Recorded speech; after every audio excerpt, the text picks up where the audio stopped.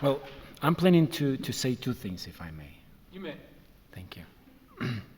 Well, first of all, regarding my humble vision, if it is even somewhat successful, I think it is so much bigger than my life. And in the very best case scenario, I see it as at least several generation process, with me being only at the very beginning of this journey. Pretty much I see three phases, and again, even if I'm lucky enough, I will only be able to witness phase number one, which is hopefully creating a collective effort in order to come up with a strong vision. Because I'm only delivering a basic framework, and it's just 5% at best.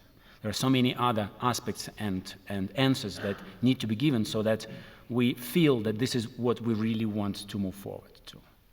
And this is the end of the phase one, and hopefully I will still be there when it's accomplished.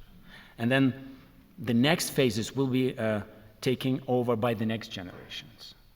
And the next probably will be the most difficult phase, which is now to make an effort to deliver this message to the rest of the society and hopefully get their approval, which is promoting this idea that is yet to be created, so that the critical amount of the human race actually agrees that this is what we want to be. Mm-hmm. And then the next phase will probably be pretty simple, which is just getting there. Now that we agree that this is our final destination, which may as well change while we start moving there, but at least we will see where we are going to. So that's where we will go from there, hopefully, if I'm lucky enough. And my second point is that I wanted actually to celebrate JJ's message in a slightly self-indulging way. I came up with my idea several years ago, and it took me some time to even build a framework, to even force myself to think. And then I realized that my first step, which is the very first step of the phase one, will hopefully be giving a speech. And that was 2.5 years ago. And I started applying. This is probably 300 and plus of me applying to different TED events when I was finally accepted. Yes.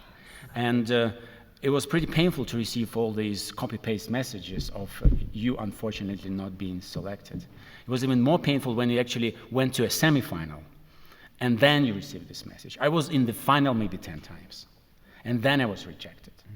And one of my most favorite rejections was that, and I told about that to a few people in the audience, that, well, your idea is not tested enough. And I said, well, show me a planet, I'll go and test it, and then I will bring it back to you. Point being, don't give up. Yes.